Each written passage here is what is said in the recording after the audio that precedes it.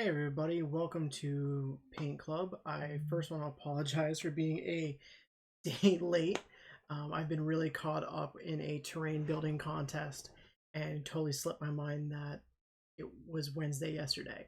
So we're doing this tonight, so I apologize for those who aren't going to be with us like we normally are, but do remember to follow along on the socials or DM me and follow me at MageBrush to ask any questions that you might have not been able to ask here. I'm also going to be able to put it on YouTube. I'm trying to do it within a couple days. I am doing the Monday stuff as a time lapse in case anybody wants to watch that. So I just posted the Monday shark video as a time lapse. So before we jumped in, we actually have a sponsor tonight. So Arthas Marvels. They're handmade goods for your adventuring life. He is a licensed 3D printing retailer for Patreons such as Yasashi Kyojin Studio, and I apologize if I'm saying that wrong, Print and Paint Miniatures, Lord of the Print, and many, many more. He's got some other Kickstarter things he's going to get going, and he also offers Hero Forge printing, and he's already done a bunch of work for me. I got a little box of shame in the mail from him with some 6 Hero Forge minis he printed for me with a few other goodies that I'm going to print. Not this coming Monday, but probably the next Monday I'm going to paint one of his minis. So go check him out. It's Barthel's Marvels, all in one word, on Instagram and on Etsy, like you see down at the bottom there. So yeah, so big thanks to Lance and his crew over there. He's an awesome dude, really responsive if you have questions on his minis. Please go check him out. He's a good dude. So yeah, so tonight we're going to cover prepping your mini. So prepping your mini is basically you bought your mini, you bought your stuff from last time we talked about all the things you need to get going.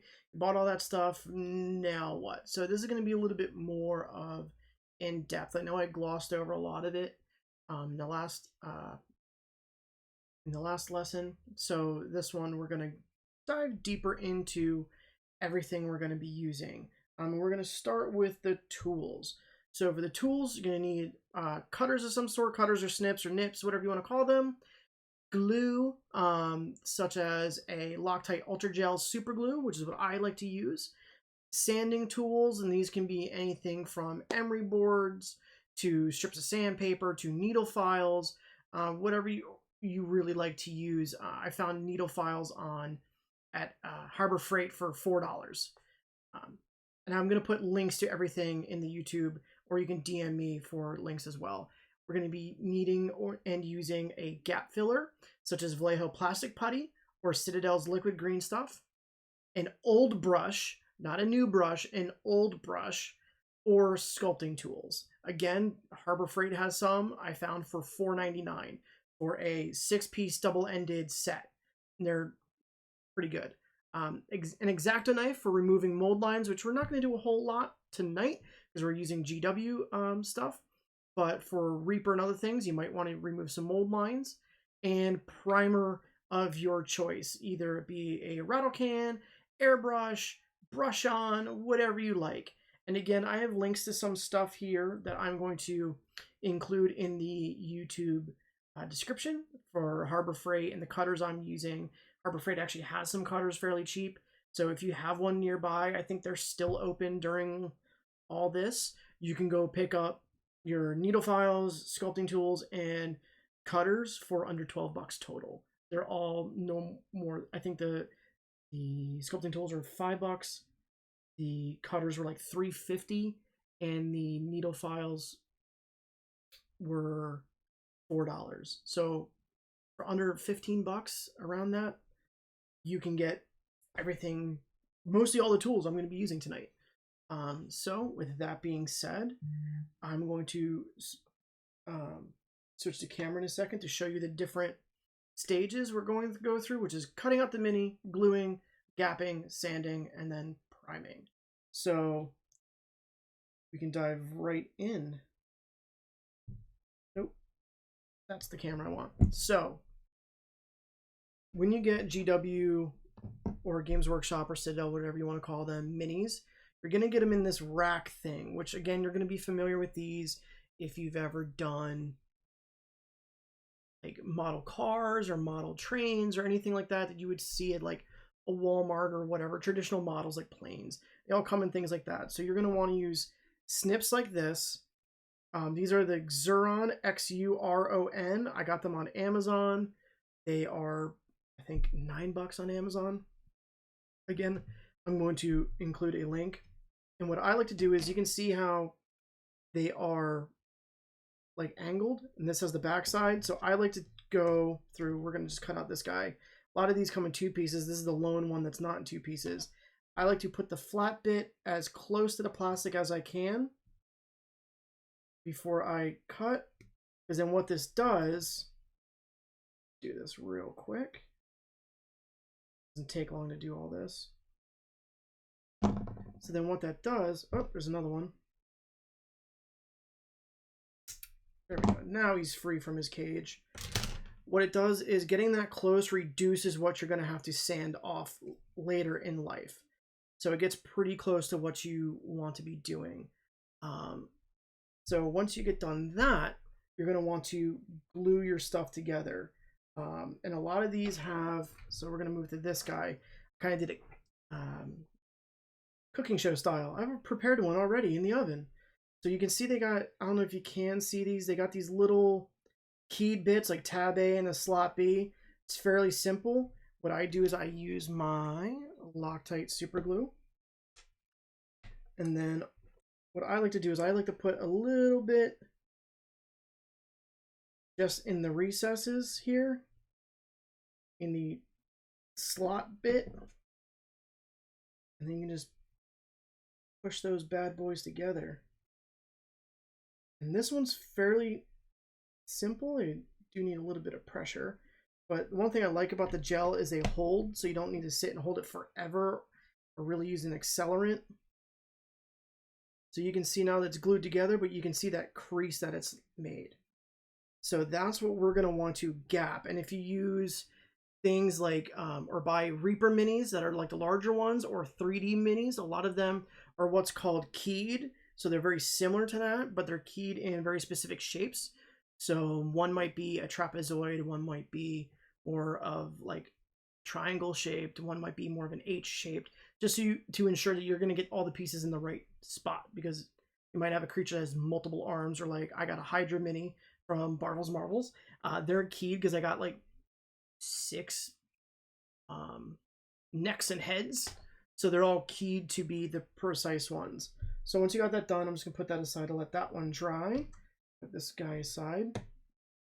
To go to gap filling, this one I let cure already. So to do the gap filling, I'm gonna use my Vallejo plastic putty, just because it's new to me. You can also use Citadel's liquid green stuff, whichever one you're more comfortable with, or what your local hobby shop has. Most places that have Warhammer stuff are gonna have this. I'm just a big Vallejo fan, so I just got the plastic putty, so I'm gonna try the plastic putty and try not to drop it. So what I'm gonna do here is just take a little bit out, just squeeze a little bit out like it's paint. You don't need a terribly huge amount, just a little bit there. A little dab will do you. And then these are some of the sculpting tools I was talking about. These are just a couple of the ones I like to use because they have small spaded ends. And then what we're going to do, and you can see the cutout mark here that we're going to have to sand later. So I sand after all this. We're just going to take a little bit of this and then kind of go against the grain as if you're dry brushing, to ensure that that putty gets all in there. And I grabbed quite a bit, didn't I? It's all right. A little bit in that seam there. This is where the 2 ends are nice. It's kind of there. This side's not so bad. You mainly want to get the big bits. And then what I do is I just wipe off on a piece of paper towel to get the excess off. And then what you can do is you can come back and then just scrape. Be careful when you do this while it's wet. You don't want to remove the putty or green stuff that you just put in. You can also do this with an older brush. And there's a bunch of different ways to do this. You can do it with an older brush, and you can water it down a little bit so you can smooth it all out. I just like to scrape it away while it's still wet.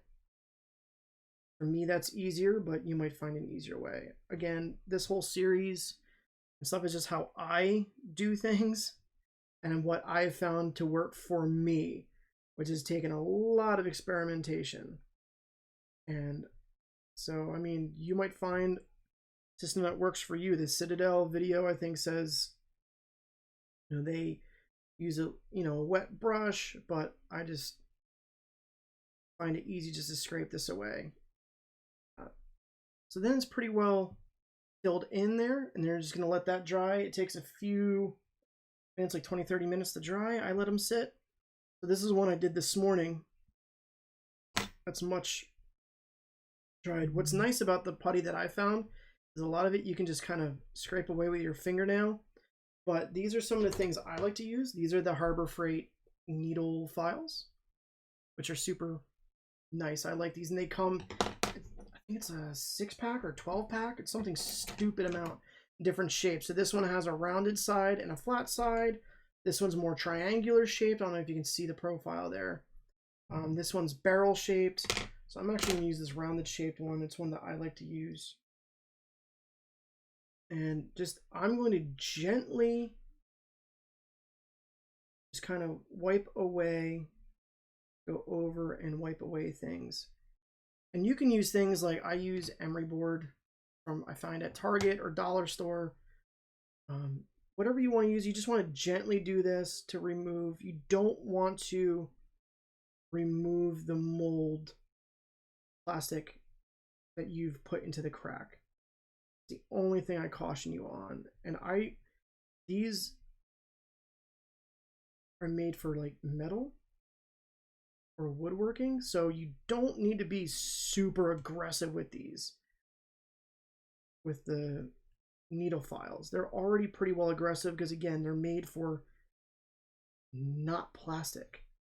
So like the little remnants from where I cut his head out, a couple little passes with this, and it's going to smooth right out. Smooth. And then don't forget too, your paint's going to smooth a lot of stuff out too. But you just want to be careful because you don't want to remove any details from your mini. The point of this is to help with the details, not remove details. This is a little stubborn guy from, cut him out this morning.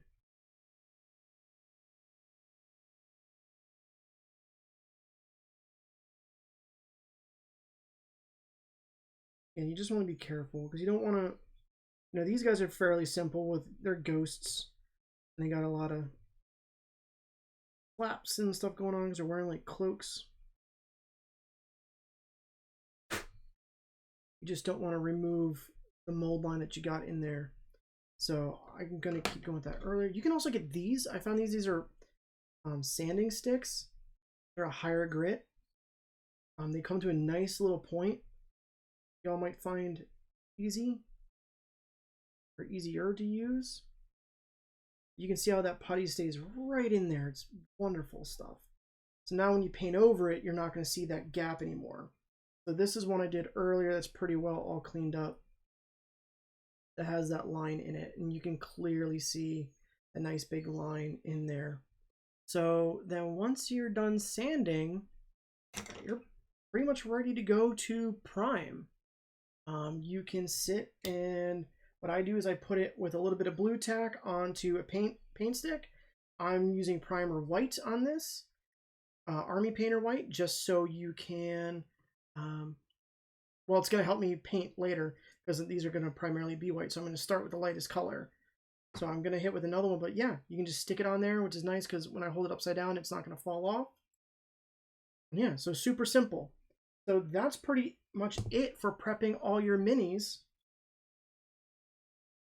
I know this was kind of short and sweet and simple and to the point, but I mean, prepping minis is pretty well straightforward. So yeah, I mean, once you're, like I said, once you're done sanding and get everything to the point, you can do multiple passes with the plastic putty. The liquid green stuff, they actually say to do multiple passes, let it dry. They're doing multiple passes if you have an extreme gap to cover. I've done some pretty decent gapping, and sometimes like the Reaper minis, and I'm not trying to bag on Reaper at all. I love their stuff. Probably 80% of my miniatures are from Reaper, but sometimes some of their stuff, like if you saw me paint the flail snail a couple weeks ago, that one had some pretty bad gaps to it. It just did, and I've heard that from multiple people who've done the flail snail, that it has some pretty bad gapping. And I filled all that with the liquid green stuff, and if you were to pick it up, you would never know that that mini was like 6 different pieces. So I mean, you can seal them up to make them look all in one pretty well with just some simple stuff. And again, you can get similar cutters to this at Harbor Freight for a couple bucks. These were $4 or $5, and these were $4 or $5 for a full set. These are only a couple of the things that I'm using, that I use daily, are these cutters and stuff. And again, you can go to, if you don't want to do the needle files rather, you can go to Target, you can go to a dollar store and get nail files, or you can go to the like a hardware store and get regular sandpaper and just cut it into like a strip. I've done that too. So yeah, so that's kind of it for my lesson. So for those watching on YouTube, I'm going to say goodbye, and please join me in 2 weeks. Don't forget to subscribe and hit the bell for alerts for when new videos go up. Again, I'm going to try to do them all every couple of days after I post. So please subscribe, and yeah, and email me if you have any questions if you're on YouTube and aren't able to ask any. Or yeah, so until then, I will see you in 2 weeks, YouTubers.